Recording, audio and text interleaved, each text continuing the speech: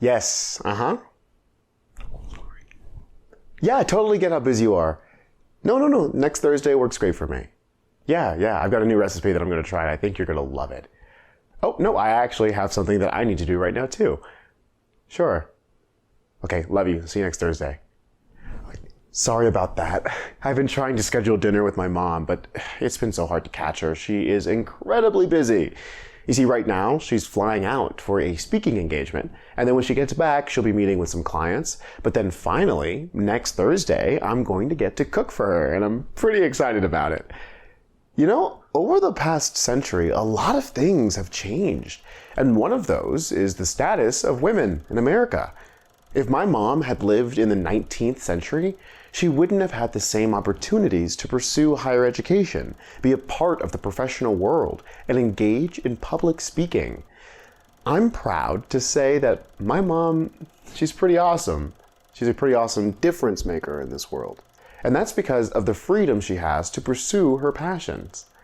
In the 19th century, women were expected to remain in the domestic sphere, meaning they stayed home, cooked meals, cleaned the house, raised the kids. The public sphere, the professionals, the decision makers, the movers and shakers, that sphere was reserved for men.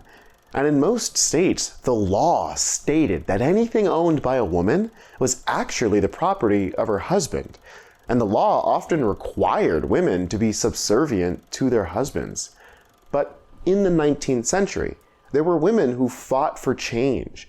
Some of them did it by carrying signs and gathering at conventions. Others did it by daring to write about strong female characters who dreamed of bigger things. In this lesson, you'll be learning about one such author. Her name is Kate Chopin. In today's video, you'll be introduced to the life and works of Kate Chopin. We'll talk about how social forces can be a source of conflict in the works of naturalism. We'll review conflict and irony, and we'll learn a little about characterization. And we'll review the lesson agenda so you'll be ready to jump into your PDF at the end of this video. Okay, folks, let's return to the age of realism and naturalism, when an author named Kate Chopin looked at the status of women and basically said, "Come on, get real!"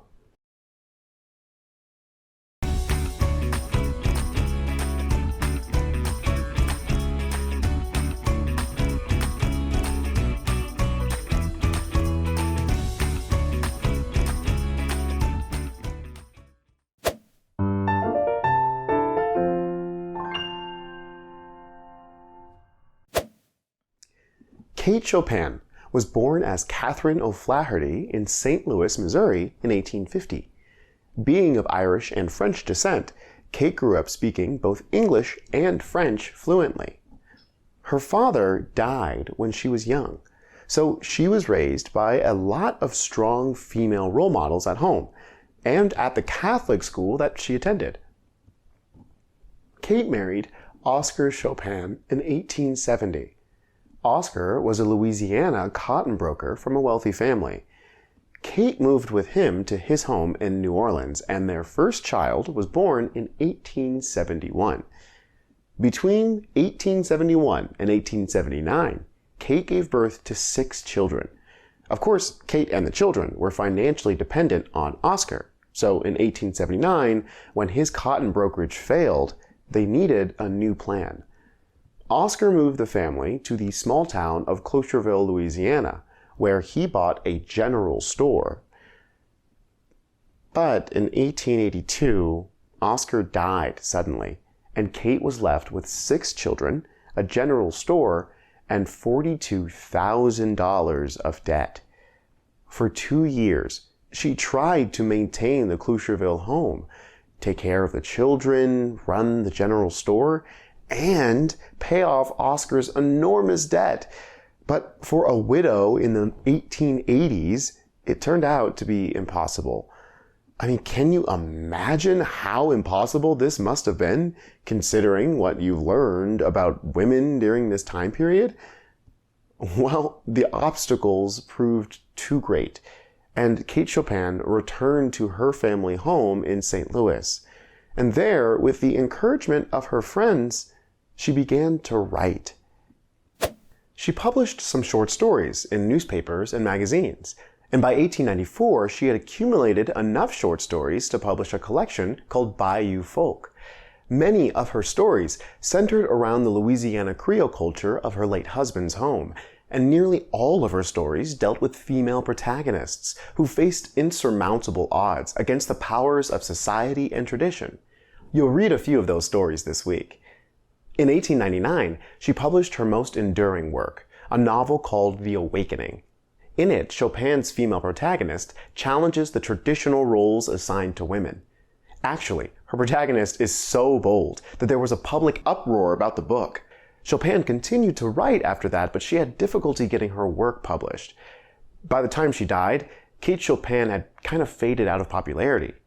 However, during the post-World War II era, when female roles were once again being questioned and social forces were being challenged, Kate Chopin's work was rediscovered.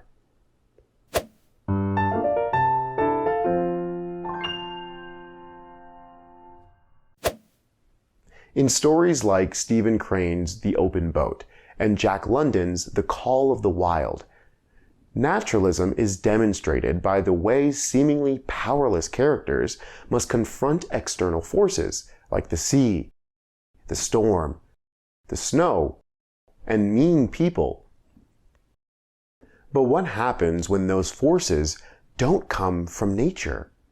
What happens when those external forces are invisible? In Chopin's works, you'll find external forces like social norms, gender roles, prevailing attitudes, and bigotry confronting her protagonists and controlling their behavior. These unseen external forces are at the heart of Chopin's works. Chopin's characters are given a great deal of conflict, and her readers are handed a good dose of irony.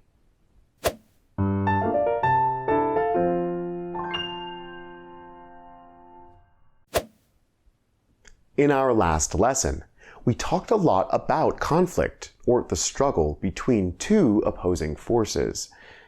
You learned that conflict places the character against forces that can be classified as nature, character, society, or self. As with any complex text, you'll find all types of conflict in Chopin's work, but take note of the societal conflicts.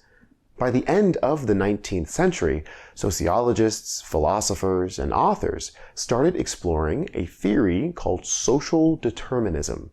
Basically, this is about human behavior being controlled by social and political forces, like cultural expectations, legal requirements, and social dynamics. Naturalists, like Chopin, really latched onto this idea and positioned their characters in conflict with seemingly insurmountable social and political forces. Think back to the beginning of this unit, when we talked about irony, that literary device where contradictory statements or situations reveal a reality that's different from what appears to be true. You know, the characters and maybe even the reader think they have it all figured out. And surprise, something totally different turns out to be true.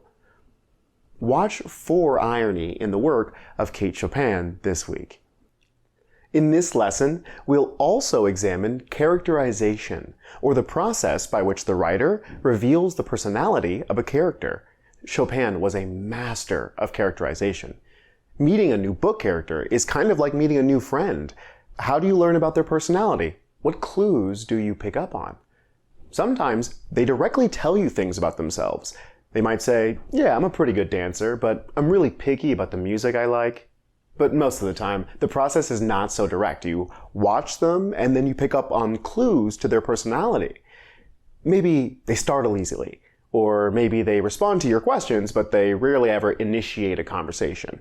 Or maybe they frequently sit by themselves and they read a book. You would start to pick up on their personality from these things, right?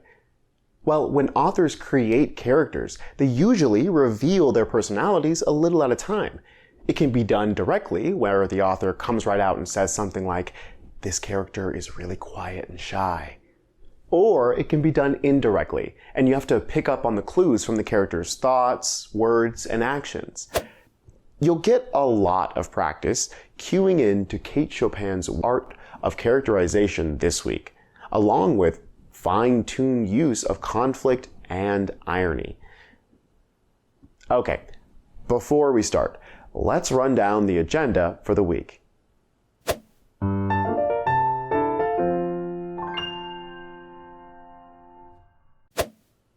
After today's video, you'll begin your PDF readings and activities, and then you'll answer some online practice questions. On days 2, 3, and 4, you'll continue with PDF readings and activities, followed daily by online practice. Then on day 5, your PDF will direct you to answer some reflection questions and write an alternative ending for one of Chopin's short stories. Since you're getting a heads up about that now, you can be thinking about it as you read this week. Figure out which story you'd like to see end differently. As usual, you'll finish out day 5 with some refresh your writing practice and your online assessment. Okay, well, enjoy the time you spend with Kate Chopin this week, and make sure... Sorry. It's my mom. Gotta go. Hey, Mom. How are you doing? Hey!